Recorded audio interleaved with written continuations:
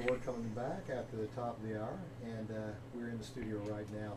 It's a little bit of Monte Skelton from his release from 2005 called Times and his classic Teddy Bear. Today in the Jazz Cafe, it is my pleasure to welcome someone who is very familiar to the Tri-State, Mr. Monte Skelton. Monte was part of the WUEV Jazz Ensemble for the last several years. He also fronts a popular band known as Skelton's Montourage, and presently also has a trio called Monte Skelton and Friends, which includes Zach Nimmo on keys and Chris Martin on drums.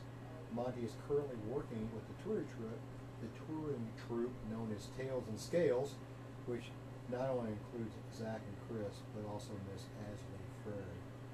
Sounds like a lot of activity. How do you handle it all and keep it fresh? Well, it's we just like to improvise. We always have fun. In regards to Tails and Scales, we just whenever you see the show, we just always have fun with it. It's never the same show twice. I mean, we have the same basic structure, but we always do something to kind of keep it fresh and keep it live, and we always have fun. That's what it's all about, just having fun. Exactly. I know you and Ashley were in here a couple weeks ago in front of your New Orleans Jazz Brunch, which happened this last Sunday, February the 20th, as it was a fundraiser. I know you guys were down there playing, and there was a lot of people down there to support Tails and Scales. I know I went down there to kind of support you guys. It was really a nice time.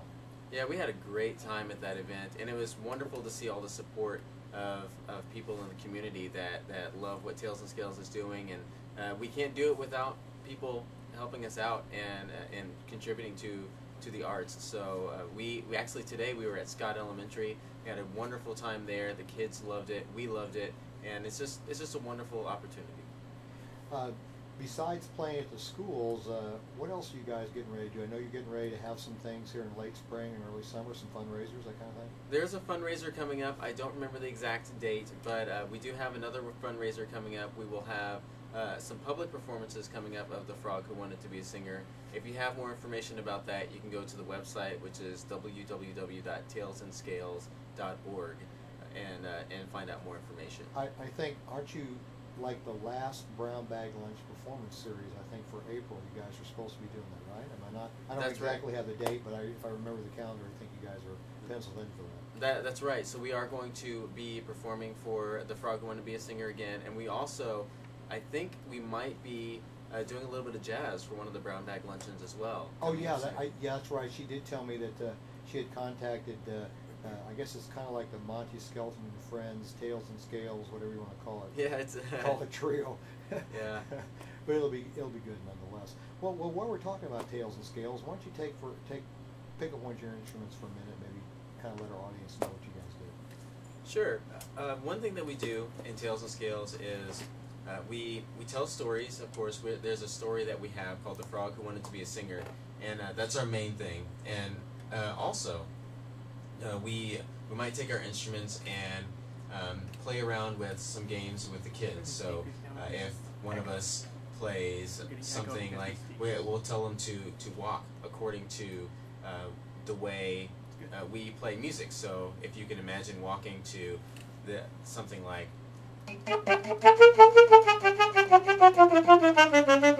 and so the kids would start running around the room, and I might play something slow, and then they would walk according to that. And we teach them a little bit about improvisation and what that means, and just we have fun with the kids and introduce them to the music, introduce them to the instruments, because a lot of times, of course in this day and age, a lot of kids will hear these instruments, but they never have an opportunity to see what is actually producing that sound.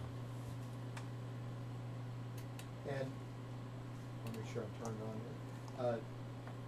Do you get a good response? I mean, I would imagine that kids in a school setting, when you guys came in and you do your show, that's very interesting. But one of the things that intrigued me when you and Ashley were in the studio a couple weeks ago was the fact that you both talked about seeing Tails and Scales when you were in school, and how you probably didn't know it then, but it impressed you enough to now you're kind of living the dream to be performing in it yourself. That's right. It's so incredible to see the looks on kids' faces, and the things that we also hear from the parents afterwards. They'll say, my kids are more into music, or they're really inspired by music because of what they heard Tails and Scales do. And I'm thinking back to when I saw Tails and Scales when I was in elementary school at Hebron Elementary. I remember seeing Tails and Scales. I didn't know anything about instruments before then, and then being introduced to all the wonderful things that they were doing with different percussion instruments and different equipment and making music out of all sorts of things. It was really an incredible experience, and I remembered that when I was actually able to play musical instruments myself, and so it was a great inspiration for me. Well, that's really, really great. I know that you guys are out playing around a lot, and that you get a lot of great response. You play within the schools, and I kind of like how under the new direction of Liz Mumford, it seems like you guys are going out in the general population. The school thing is very, very good, but I always thought every year when Tails and Scales came out, it's almost like you had to go and sneak into one of the schools if you wanted to see it. So the fact that you guys are out there playing is really nice. Yeah, it's really cool that we're kind of maybe not heading in a new direction as far as the mission of Tails and Scales, but as far as making the music contemporary and appealing to the students in that way is so much fun to see that, to hear the responses from teachers saying that the new quote-unquote plugged-in Tails and Scales with the bass guitar and the keyboards that Zach Genzel plays and percussion with Chris and the drums, with all of that put together, it's just to see the kids more and more engaged in that music that they may hear on the radio or somewhere else is just really exciting. Excellent, excellent. And is this, I mean, we're going to talk about kind of your career focus a little bit later, but is this a job now? I mean, do they hire you guys for like a year and then they recontract with you? I mean, how's that work? We are under contract for a year, but we're hoping, and Liz is hoping, and we're all hoping that we can all stay together for many years to come. We work so well as a troupe. It's like one big family. It really is, and we all get along really, really well. We all love to be around each other. We love just having a good time. So we're hoping that the troupe that you see now is the troupe that you're going to see next year and the year after that. And this is going to tell my age a little bit, and I don't want to say this like it's going to make you have a big head, but when I watch you guys, and I see this a lot with different local things, I think that's the great thing about Evansville, I am reminded, when I was a younger guy, I actually got to see Second City and some of those things, and Monty Python when they were out touring, and even though that's a long, long time ago, that same camaraderie and that same cohesiveness you guys got. I mean, I think that formula transcends to everything, whether it's something that's now iconic or whether it's something that's new and just starting. You guys got that. It's really nice. Well, thank you. Tails and Scales, igniting imagination for over 25 years. Let's shift gears just a little bit. You have two bands at your front. Of course, one is Skelton's Montourage that, besides playing out other places, plays the first Friday of every month at the Deerhead Sidewalk Cafe at 222 East Columbia Street. And the other is Monte Skelton and Friends, which you can catch this weekend, this Saturday night, down at the Safari Wine and Martini Bar starting about 9 o'clock. Talk about both groups and kind of compare them and the type of performances that the audience will experience. I know that there are two distinct groups, but if you can kind of compare and contrast them for a minute, I'd appreciate that. Sure. Skelton's Montourage is a group that we formed. It formed out of a group that we had a long time ago called Soul Factor.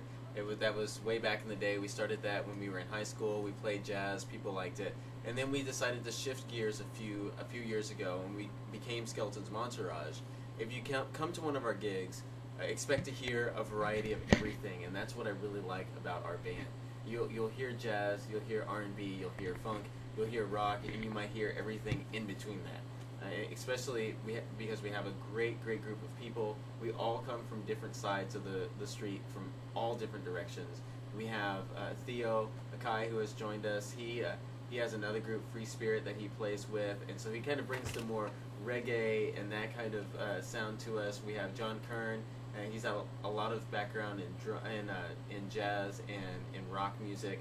We have Zach Genzel, who comes from jazz, and he also has a very, very diverse classical background. And then we have Alex Smith, who grew up just about the same as I did in the school system and playing in classical bands, jazz bands, and so on. So putting all of us together, and Matt Courtney. Don't forget your bass player and percussionist. You can't leave him out. Yeah, I can't forget Matt playing bass. He comes from a rock background, and he joined us way back in the Soul Factor days, and we also have Eli Green, who is a phenomenal percussionist. Oh, for sure. And we're just so grateful to have all of our members in the band. And like I said, if you come to Deerhead, expect to have a good time, and B, have just have a great time listening to a lot of different types of music. One thing that I wanted to mention that I really like about the band is that we attract people of all diversity. You go there and you really will hear you'll see people of all shapes and sizes and cultures and diversity. It's just one of the best things that I love to see. Now, that's Skelton's Montourage.